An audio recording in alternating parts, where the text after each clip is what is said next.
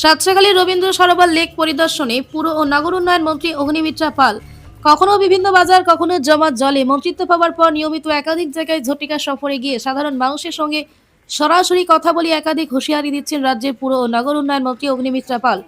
বুধবার সকালে সেরকমই তাকে দেখা গেল কলকাতাতে প্রাতঃভ্রমণকারী অন্যতম পরিচিত জায়গা রবীন্দ্র সরোবর লেকে। সেখানে গিয়ে সরাসরি তিনি কথা বলেন সাধারণ মানুষদের সঙ্গে, শোনেন অভাব অভিযোগের কথা।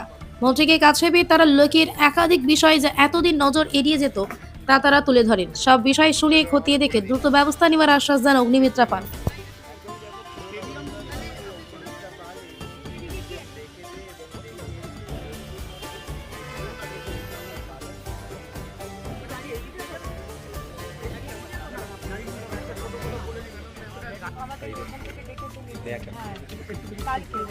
এদিকে এদিকে হ্যাঁ ব্যাস ব্যাস না না কথা বলো।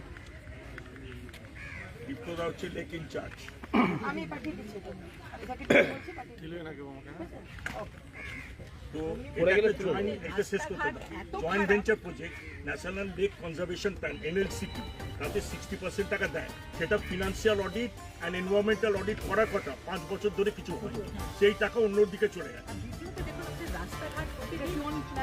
National lake conservation plan NLCP 60% centre 40% CTV গুলো কাজ আন্ডারে আছে। সেগুলো খারাপ হয়ে পড়ে। খারাপ কেউ দেখে না, কোনো সিসিটিভি বেলার দিকে নেই। সমস্ত সিসিটিভি যে ড্যামেজ হয়েছে সেটা আমফানের সময় ড্যামেজ হয়েছে। তারপরে হ্যাঁ, পুলিশকে আমরা একাধিকবার বলেছি, পুলিশও ওদের হায়ার লেভেলে শুনেছি প্রপোজাল পাঠিয়েছেন, কিন্তু সেটা অ্যাপ্রুভ হয়নি। সেই জন্য সিসিটিভি এখন পুরোপুরি অনেকগুলি সমস্যা প্রথম হচ্ছে pollution and আজকে এত সুন্দর একটি লেক, এখানে যারা মর্নিং ওয়াকার্স তাদের কাছ থেকে আমি জানতে পারছি যে এখানে 3টে ক্লাব, সুইমিং ক্লাব এবং এখানে 3টে ক্লাব, তাদের যে ড্রেনেজ সিভারেজ সিস্টেম সেটা চেক করতে হবে, নাম্বার 1। নাম্বার 2 হচ্ছে এখানে একটা মসজিদ থাকার জন্য হয়তো মাছ মরে যাচ্ছে, সেটাকে ঠিক করা।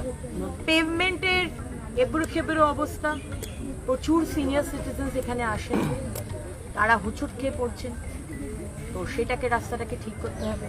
ক্লিনলিনেস, মাননীয় প্রধানমন্ত্রী বলেছেন স্বচ্ছতা সে স্বাগত।